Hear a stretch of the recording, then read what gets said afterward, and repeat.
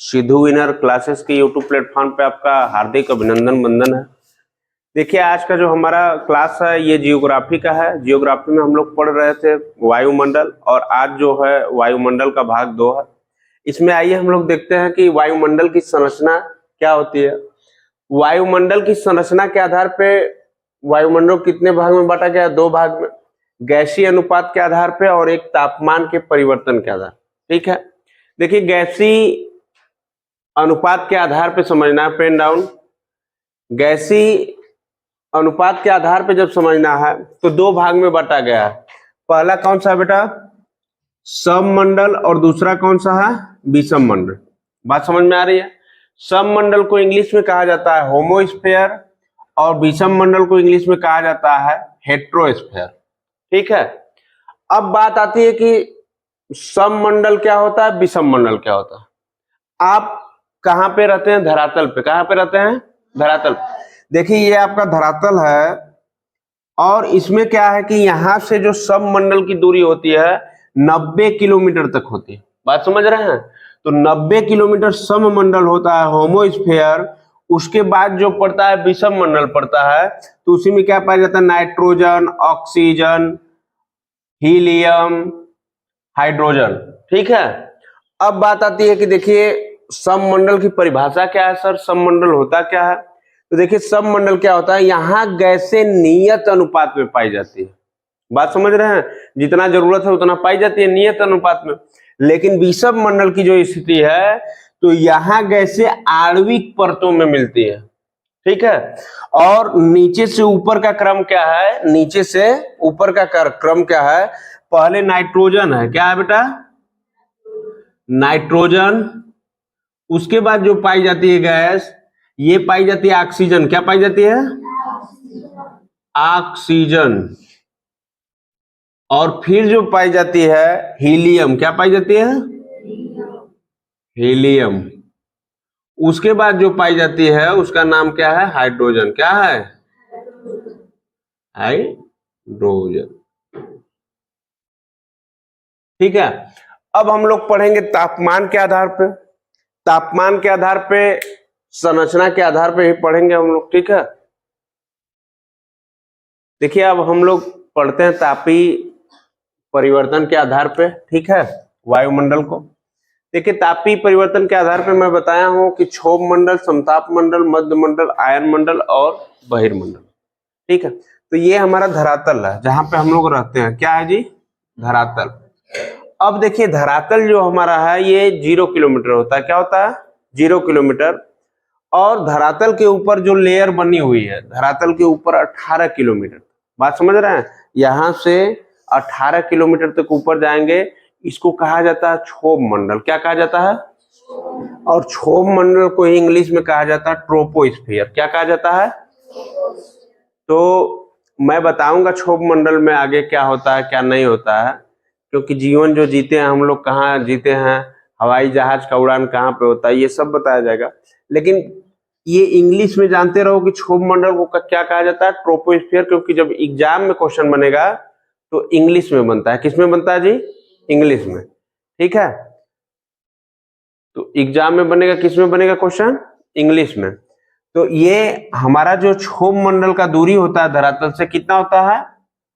8 से 18 किलोमीटर। कितना होता है जी? 8 से 18 किलोमीटर। बात समझ में आ रही है? अब हम लोग आगे बढ़ते हैं, और आगे पड़ता है समताप मंडल। क्या पड़ता है बेटा? समताप मंडल। क्षोभ मंडल से 50 किलोमीटर तक ऊपर, क्षोभ मंडल से 50 किलोमीटर तक ऊपर जो होता है वो समताप मंडल। क्या होता है जी? समताप मंडल। और समताप मंडल में ही ये देखिए 2 लेयर बनी होती है समताप मंडल के अंदर। ये जो पहली लेयर यहां पे होती है, ये तो इसको बोलते हैं स्ट्रेटोस्फीयर, और इसी के अंदर एक लेयर जो बनती है उसको बोला जाता है ओजोनो मंडल। क्या बोला जाता है? ओजोन मंडल। क्या बोला जाता है जी? ओजोन मंडल। ठीक है, और ओजोन मंडल जो हमारी होती है इसी समताप मंडल के ऊपरी सतह पे पाई जाती है। ठीक है, ये कहां से कहां तक पाई जाती है? 50 किलोमीटर तक, क्योंकि ये क्षोभ मंडल, क्षोभ सीमा से लेकर और समताप मंडल तक क्या क्या होती है? पाई जाती है। बात समझ रहे हैं? आगे देखिए, जब हम लोग समताप, ये हमारी कौन सी होगी? समताप सीमा हो गई। कौन सी होगी बेटा? समताप सीमा।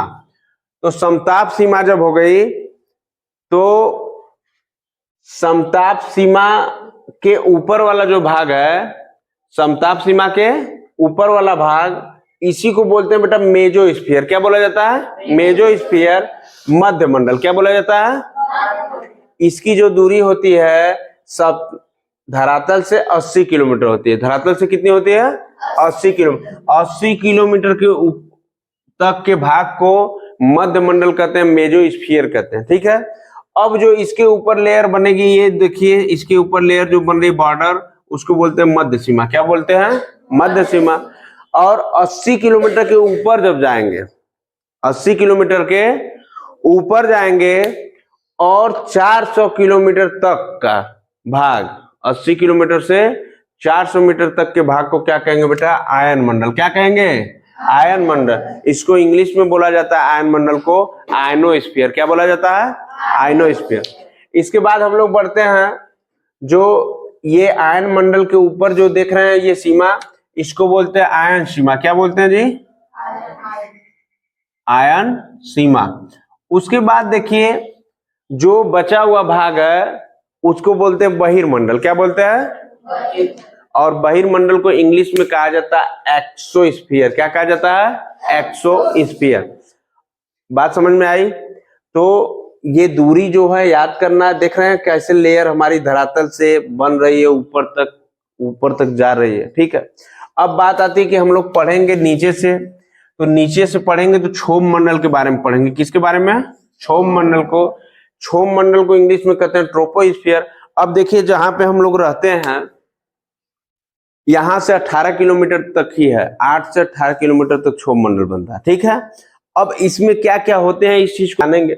देखिए इसकी ऊंचाई विस्तार या औसत विस्तार लगभग 13 मीटर की ऊंचाई तक होता है, या कह सकते हैं 18 किलोमीटर तक की ऊंचाई के ऊपर होता है। ठीक, आगे देखिए ध्रुवीय क्षेत्र में ऊंचाई, ध्रुवीय क्षेत्र में जो ऊंचाई बनती है ये 8 किलोमीटर बनती है जब तापमान कम होता है। जब तापमान कम होगा तो ये कितने किलोमीटर बनेगी? 8 किलोमीटर। और विषुवतीय प्रदेश में इसकी ऊंचाई जो होती है 18 किलोमीटर होती है। क्यों होती है? जब तापमान अधिक होता है तो ऊंचाई क्या होती है? बढ़ जाती है। ऊंचाई बढ़कर कितना चली जाती है? 18 किलोमीटर तक, लगभग 18 किलोमीटर। अब बात आती है कि ये विषुवतीय प्रदेश और ध्रुवीय क्षेत्र आप लोगों को समझ में आ गया होगा। ध्रुवीय क्षेत्र कम तापमान 8 किलोमीटर, विषुवतीय प्रदेश इसका जो होता है अधिक तापमान 18 किलोमीटर। ठीक, आगे बढ़ते हैं हम लोग। इस मंडल में वायु के तापमान तथा आर्द्रता में तेजी के साथ क्या होता है? परिवर्तन होता है, अतः इसे परिवर्तन मंडल भी कहते हैं। तो कभी भी एग्जाम में आ जाए आपके कि परिवर्तन मंडल किसको कहा जाता है, तो आप बताओगे परिवर्तन मंडल जो है क्षोभ मंडल को कहा जाता है। किसको कहा जाता है? Very very important. परिवर्तन मंडल किसको कहा जाता है? क्षोभ मंडल। आइए हम लोग आगे बढ़ते हैं। सभी प्रकार के मौसमी परिघटनाएं, सभी प्रकार के मौसमी परिघटनाएं जैसे बादल का बनना, वर्षा का होना, आंधी आना, तूफान आना, ये हमारे धरातल पर ही आते हैं। तो बेटा ये क्या होता है कि इसी मंडल में होते हैं। तो जब क्वेश्चन बनेगा कि बादल का बनना किस मंडल में होता है, तो क्या बताइएगा? क्षोभ मंडल में। वर्षा कहां पर होती है? क्षोभ मंडल में। आंधी कहां पे आती है? क्षोभ मंडल में। तूफान कहां पर आता है? क्षोभ। बात समझ में आ गई? ये भी चारों क्वेश्चन थे जो कि इंपॉर्टेंट क्वेश्चन है, ये भी एग्जाम में बनेंगे। आगे आते हैं हम लोग। इसमें प्रत्येक 165 मीटर की ऊंचाई के साथ 1 डिग्री सेल्सियस तापमान घट जाता है। जब बेटा हम लोग 165 मीटर ऊपर बढ़ते हैं, क्या करेंगे? धरातल से 165 मीटर ऊपर जब बढ़ेंगे तब 1 डिग्री सेल्सियस क्या होता है? तापमान जो होता है घट जाएगा। क्या होगा? घट जाएगा।